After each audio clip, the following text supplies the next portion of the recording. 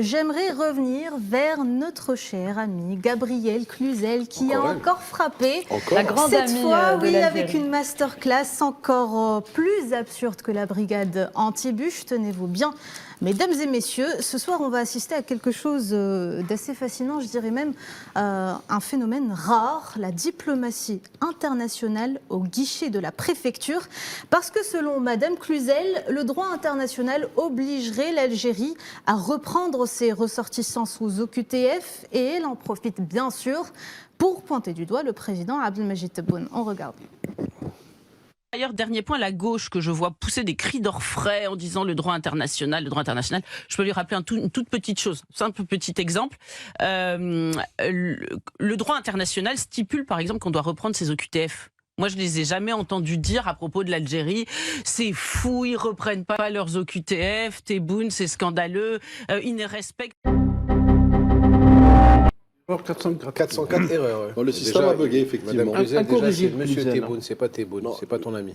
Ouais. Vous avez Je pas tiens élevé à les cochons. rappeler un élément peut-être qui paraît trop complexe pour ses neurones, à cette Gabriel, c'est que le droit international, au contraire, il est là pour protéger des abus des OQTF.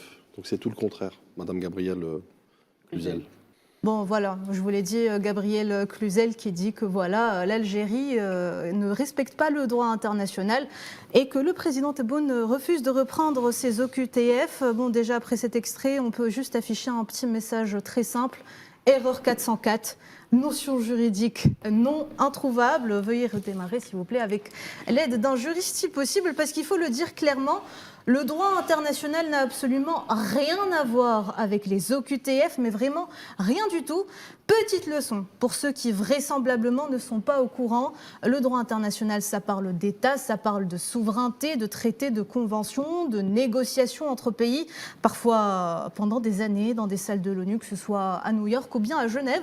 A contrario, Gabriel, une OQTF, c'est tout autre chose. C'est une décision administrative française, signée par un préfet français, avec un délai, un recours possible, un juge administratif français, encore une fois, et un tampon. Vous voyez là, on n'est vraiment pas sur le même étage du droit, on dirait même qu'on n'est pas dans le même immeuble, pour tout vous dire.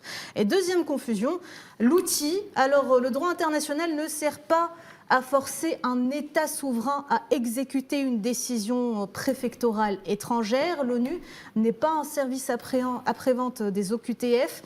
Et troisième confusion, le coupable désigné. Parce que, vous savez, Madame Cluzel, l'Algérie n'exécute pas les décisions françaises, elle coopère comme elle peut ne pas coopérer, exactement comme le font tous les États souverains sans exception. Il n'y a pas d'obligation automatique, pas de hiérarchie juridique et pas de rapport de subordination. Donc, mélanger OQTF et droit international, ce serait comme confondre un peu la Charte des Nations Unies avec les tickets qu'on prend pour attendre son tour à la préfecture. Ça n'a rien à voir, sauf peut-être la longueur d'attente. Du coup, le tribunal des fake news de l'Hebdo Show a rendu son verdict.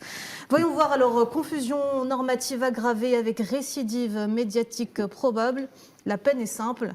Je propose donc 18 heures de cours de droit public et un exemplaire du livre Le droit international pour les nuls, offert par la rédaction. De rien, Gabriel.